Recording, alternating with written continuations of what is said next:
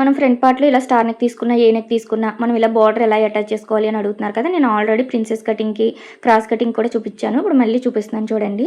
ఇక్కడ చిన్న బార్డర్ అనేది వేస్ట్ చేయకుండా మనం ఇలా నెక్ ఫ్రంట్ ఏసుకున్నాము అంటే ఒక ట్రెండింగ్ మోడల్‌లా ఉంటుంది కదా!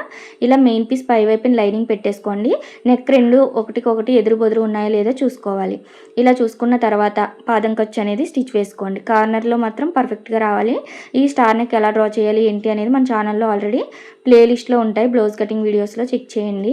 మనకి బ్లౌజ్ నెక్ డిజైన్స్‌లో ఎక్స్ట్రా ఉన్న క్లాత్ కట్ చేసుకున్న తర్వాత చిన్న చిన్న టక్స్ ఇచ్చేసుకొని మనం ఇక్కడ రివర్స్ చేసుకుంటున్నాం. మీరు ఇక్కడ బక్రం వేసుకోవాలన్నా వేసుకోవచ్చు, లేదా పైపింగ్ చేసుకోవాలన్నా కూడా చేసుకోవచ్చు.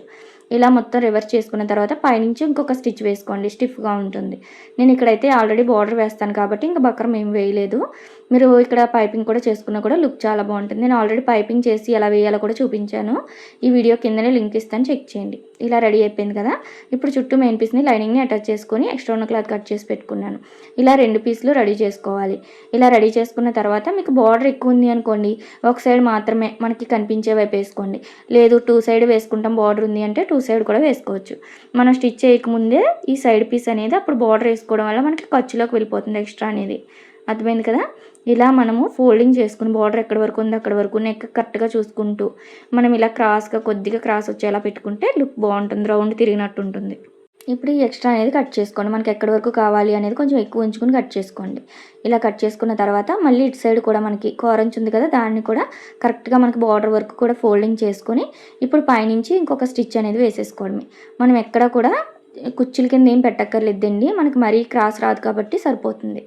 అర్థమైంది కదా! ఇలా నీట్‌గా రెడీ అయిపోతుంది. చాలా బాగుంటుంది.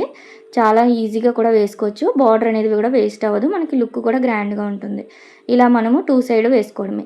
నాకైతే బార్డర్ ఉంది కాబట్టి 2 సైడ్స్ వేసాను. ఇంకా ఫుల్ వీడియో క్లియర్‌గా కావాలి, క్రాస్ కటింగ్ కూడా ఎలా వేయాలి కావాలి అంటే ఈ వీడియో కిందనే ఇస్తాను, చెక్ చేయండి. డాట్‌లోకి వెళ్ళిపోయేలాగా మనకు ఖర్చు కనిపించకుండా వేసుకోవచ్చు. తర్వాత మనం సైడ్ పీస్‌లు అటాచ్ చేసుకొని షేప్ బెల్ట్ వేసుకోవచ్చు, లేదా డైరెక్ట్ ప్రిన్సెస్ కటింగ్ అయినా కూడా వేసుకోవచ్చు. వీడియో నచ్చితే లైక్ చేయండి, షేర్ చేయండి.